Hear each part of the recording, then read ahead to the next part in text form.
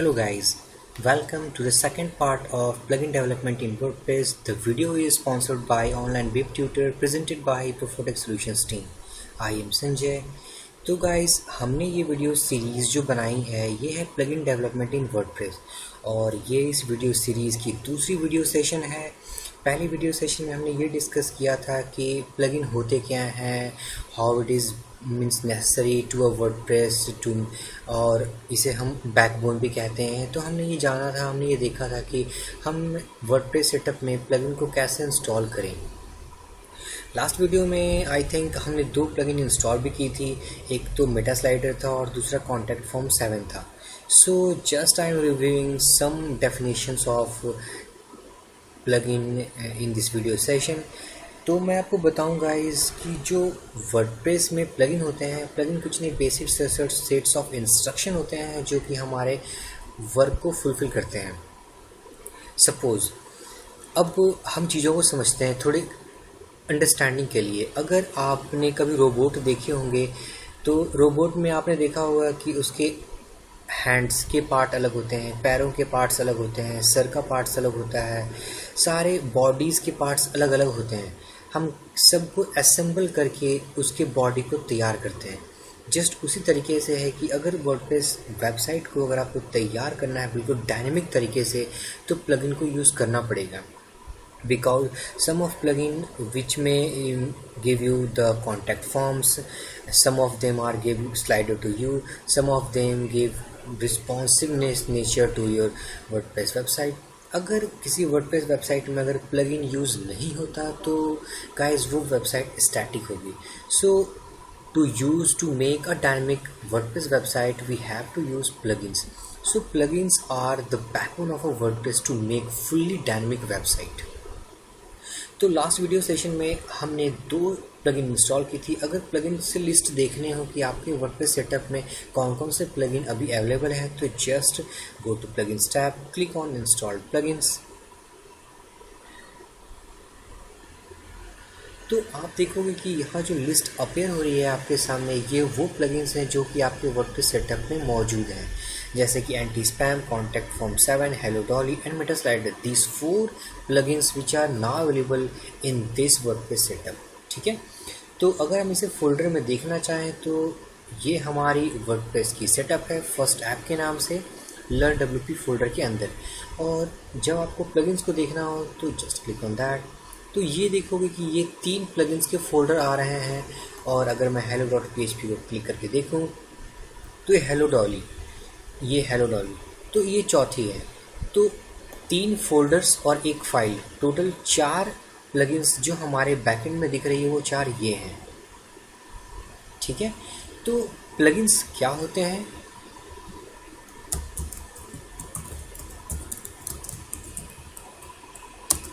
These all are sets of instruction which makes our work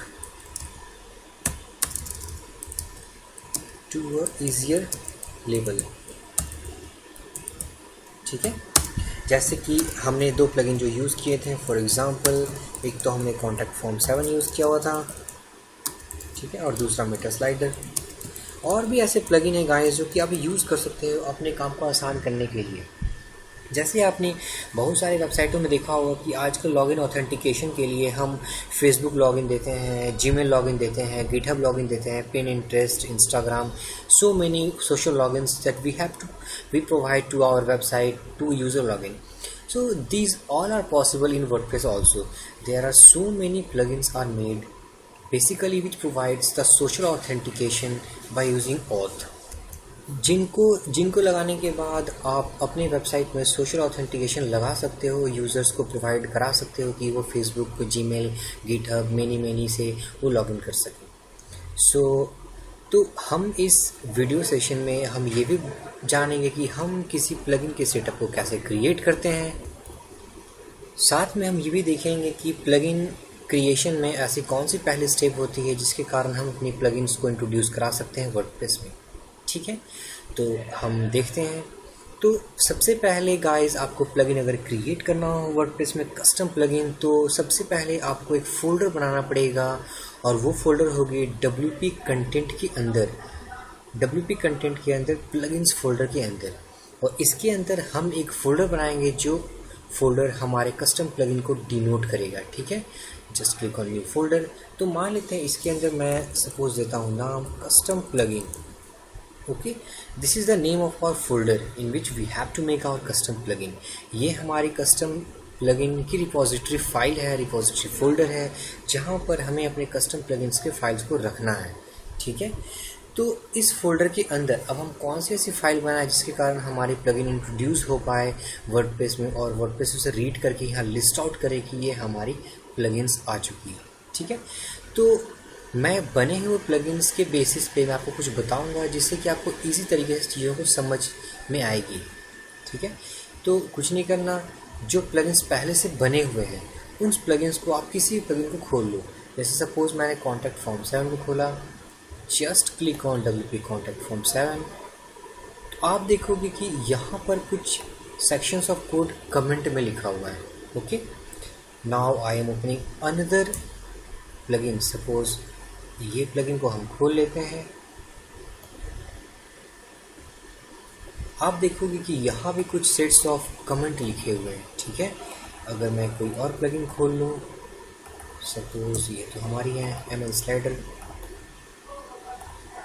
यहाँ पर भी देखोगे कि आप सेट्स ऑफ कमेंट लिखे हुए हैं। तो इसका मतलब कि बेसिकली किसी भी प्लगइन को इंट्रोड्यूस करने के लिए वर्डप्रेस में हमें बेसिक सेट्स ऑफ कमेंट्स लिखने होते हैं, जिसके हेल्प से हम अपने प्लगइन को इंट्रोड्यूस कर सकते हैं वर्डप्रेस में। So we have to follow the basic sets of comment to introduce our plugin to WordPress. तो मैं इस कोड को कॉपी करता हूँ फॉर टाइम बीइंग। अब मैं अपने फोल्डर में जाऊँगा, कस्टम प्लगइन, इसके अंदर अब हम जो फाइल बनाएंगे guys, you have to keep in your mind that the file contains the name of the folder. ये कस्टम प्लगइन के नाम से है। अगर आप देखोगे कॉन्टैक्ट फॉर्म 7, तो फाइल का जो नाम है जिसके अंदर कमेंट्स लिखी गई हैं प्लगइन की, वो है कॉन्टैक्ट फॉर्म 7 के नाम से। ठीक है, अगर आप ML स्लाइडर खोलोगे तो ML स्लाइडर आपको दिख रही है।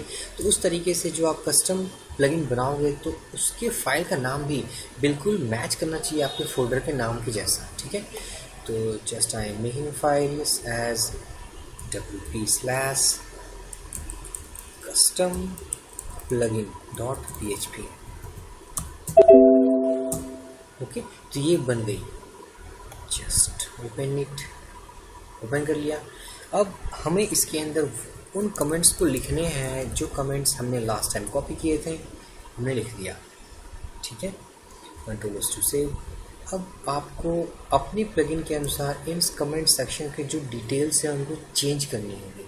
तो सबसे पहले मैं प्लगइन के नाम को चेंज करूँ, तो suppose this is our custom plugin. Plugin URI में कुछ भी दे दो अभी।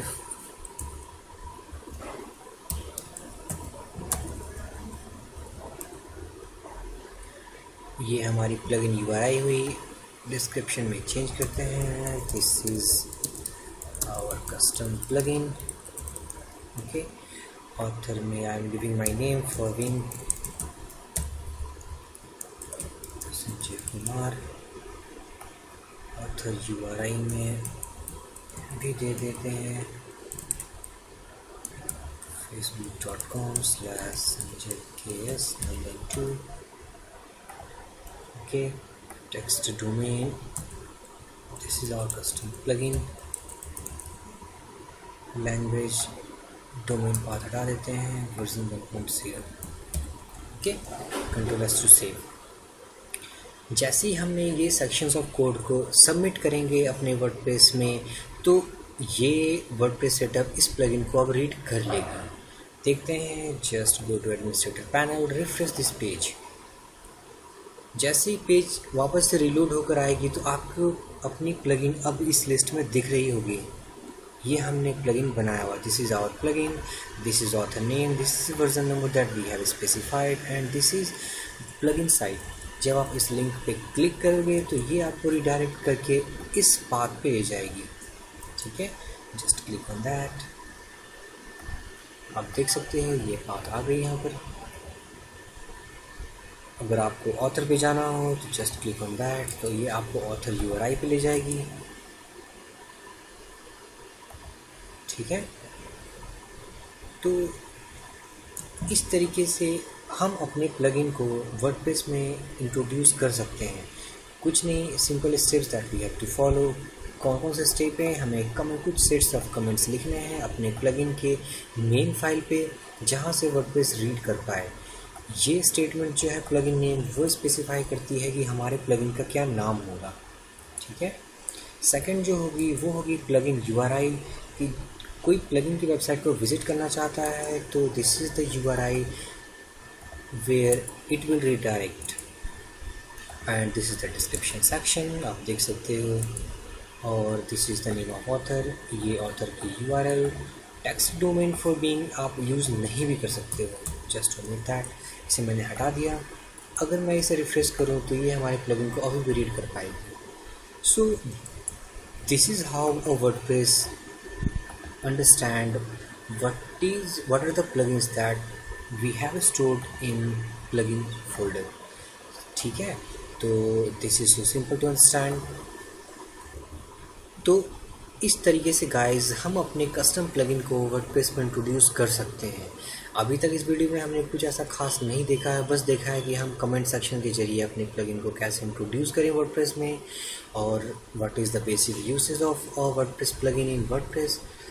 सो ये हमारी दूसरी वीडियो सेशन थी। तो हमने इस वीडियो सेशन में कुछ कोडिंग के स्टार्टअप भी कर ली है। आगे वीडियो सेशन में हम देखेंगे कि कैसे मेथड्स, कैसे क्लासेस, कैसे कॉन्स्टेंट्स कैसे बनाते हैं अपने प्लगइन में, और वर्डप्रेस में भी काफ़ी कुछ देखेंगे कि हम अपने प्लगइन के जरिए हम एडमिनिस्ट्रेटर पैनल में कैसे मेन्यू सेक्शंस बनाते हैं।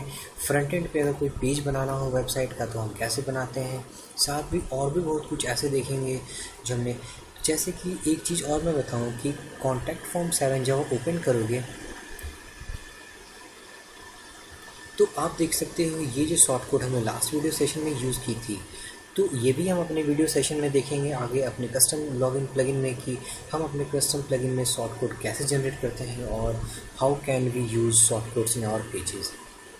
ओके, तो गाइस अगर इस वीडियो सेशन में अगर कोई दिक्कत आई हो आपको समझने में तो please do comment in comment box. I will give my reply as soon as possible. और आगे वीडियोस मैं जो बनाऊंगा आपको साथ साथ अपडेट देता रहूँगा। If you are a subscriber to our YouTube channel, अगर आपने पहले से सब्सक्राइब हमारे चैनल को कर दिया हुआ है then you will get notification on any video upload to this YouTube channel. अगर आपने सब्सक्रिप्शन नहीं किया है गाइज तो please don't forget to subscribe our YouTube channel. कुछ नहीं, just click on red icon. अब वो रेड आइकन कहाँ दिखेगा? अभी मैंने करेंटली लॉग्ड इन किया हुआ है, जस्ट साइन आउट।